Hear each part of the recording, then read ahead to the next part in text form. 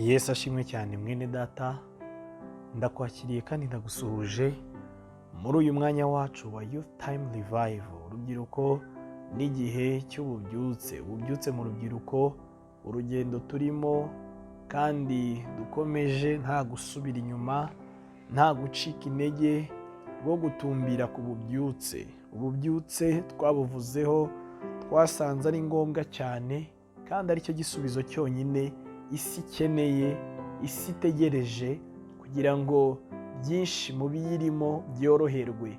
Imana rero yasezeranyije ububyutse, natwe urubyiruko twahishuriwe kumenya ko hari amasoko y'ububyutse Imana yashyize muri twe. Turimo turwana no gutobora kugira ngo tubashe kugera ku migezi, ahantu Imana yiteguriye y'ubuzima bw'imbaraga zayo kandi buzaturuka mu rubyiruko. Dukomeje kurebana rero inyigisho zitandukanye Imana iri kugenda ituhereza kandi zikomeje kutuyobora muri uru rugendo rwacu rw'ububyutse. Uyu munsi tugiye kuganira ijambo ry'Imana.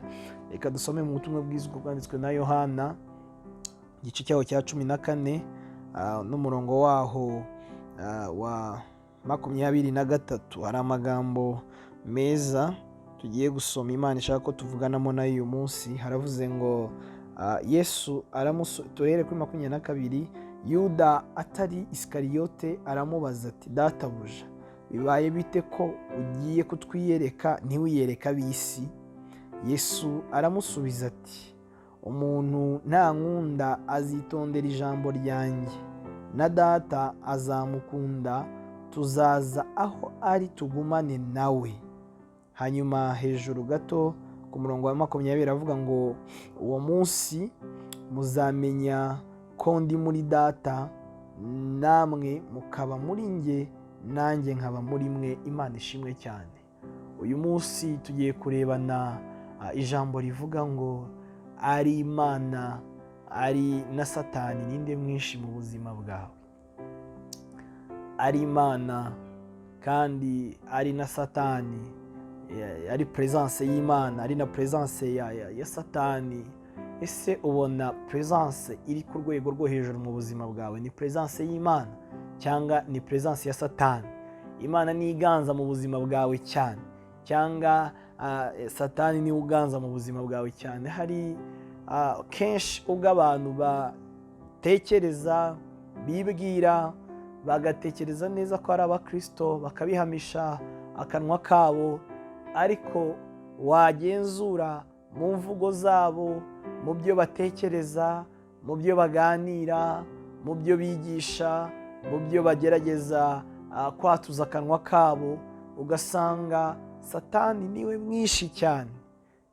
Ugasanga imirimo bazi ko ikomeye igikoreka kenshi mu buzima bwabo ari imirimo mibi ikorwa na Satani.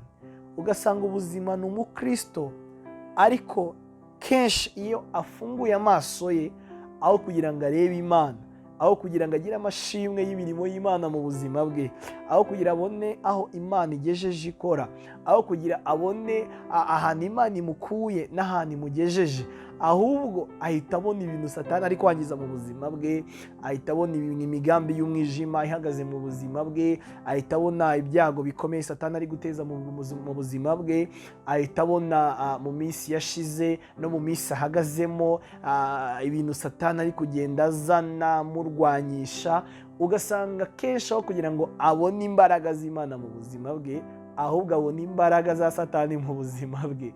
Mwene data, turi kumwe kandi turi kugendana urugendo rw'ububyutse, ni ngombwa ko dutangira kubaho ubuzima tubona Imana, tubona ibikorwa by'Imana, tubona imbaraga z'Imana, tubona urukundo rw'Imana, tubona kwera no gukiranuka by'Imana byuzuye mu ineza y'Imana ku buzima bwacu. Imana ishimwe cyane.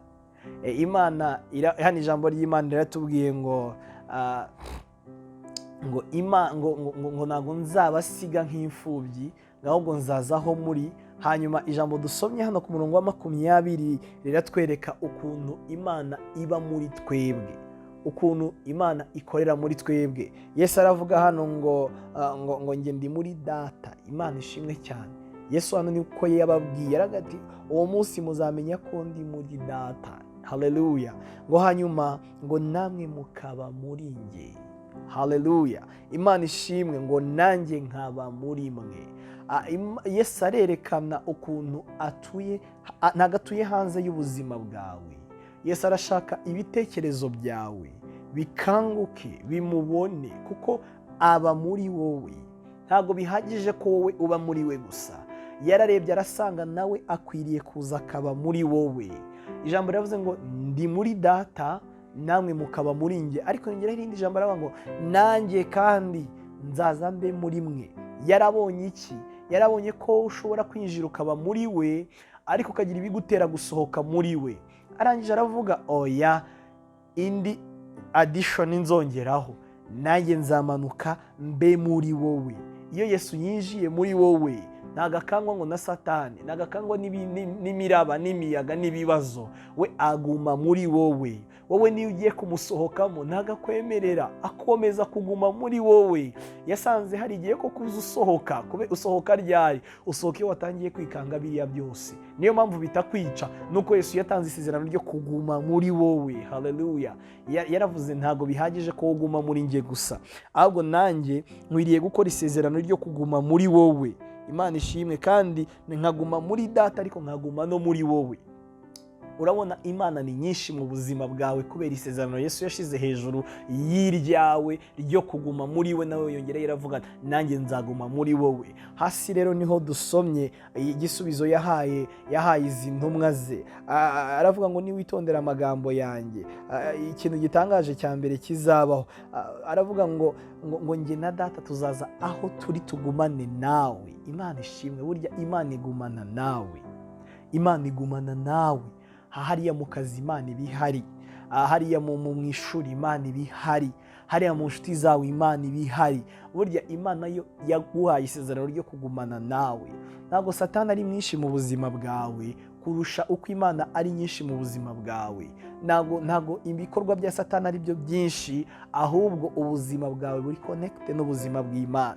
Imana niyo nyinshi. Ndagusabira, ndakwingingira kugira ngo wongere kugira amaso areba Imana, amatwi yumva Imana, amaboko akora ku Mana, ubuzima bwawe bube connected n'ubuzima bw'Imana.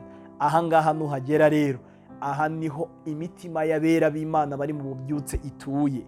Niho ihora igendera, niho ihora ikorera, niho ihora ishakiraho ubuzima bwayo.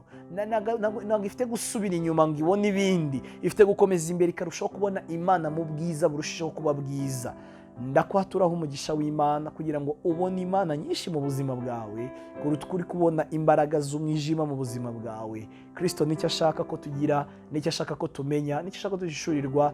Imana iguha umugisha, iguha uyu mutima.